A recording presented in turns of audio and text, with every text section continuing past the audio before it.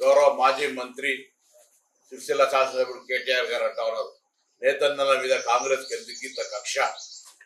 3 నెలల్లో మేము ఏ కక్ష చేసాం కేటీఆర్ గారు? మీరు కదా గతంలో బతుకమ్మ చీరలు పెండింగ్ పైసలు ఇవ్వకపోతే వాళ్ళు ఇబ్బంది పడుతున్నది, మీరు చేసినటువంటి పాపమే కదా.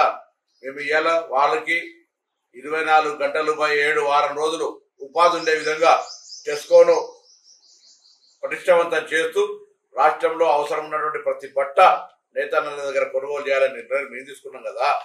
నేతన్నలకు విజ్ఞప్తి చేస్తున్న రాజకీయ చక్కర్ల పడకండి. కాంగ్రెస్ పార్టీ మీకు ప్రతి రకంగా ఆదుకోవడానికి సిద్ధంగా ఉంది.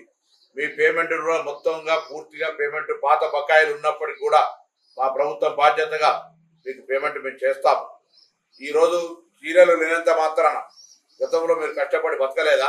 బతుకమ్మ చీరల పేరు మీద కొంతమంది వ్యక్తులకు లబ్ధిదారులకు మాత్రం బినామీలకు మాత్రం లాభం జరిగింది అనేటువంటి ఆరోపణలు ఈ పరిస్థితుల్లో అంతకంటే ఎక్కువగా కార్మికునికి అదేవిధంగా యజమానికి అందరికీ కూడా చేతి నిండా పని ఉండే విధంగా వస్త్ర ప్రపంచాన్ని, వస్త్ర రంగాన్ని, వస్త్ర ఇండస్ట్రీని కాపాడే బాధ్యత మాది. అందుకే అనవసరమైన రాజకీయ చక్కెర పడకండి. కేటీఆర్ గారు మీరు కూడా మీ మీద 3 నెలలను మొత్తం వస్త్ర ప్రపంచాన్ని, మొత్తం వస్త్ర పరిశ్రమను ముంచేసినట్టుగా మాట్లాడితే మీకు తగదు. మీకేమైనా బాధ్యత గల సలహాలు ఇవ్వగలుచుకుంటే, మీ దగ్గర ఉన్న కాన్స్టిట్యూన్సీలో ఉన్న ఇండస్ట్రీని కాపాడదలుచుకుంటే ఆ జిల్లా మంత్రిగా నేను పూర్తిగా సహకరించడానికి సిద్ధంగా ఉన్నా.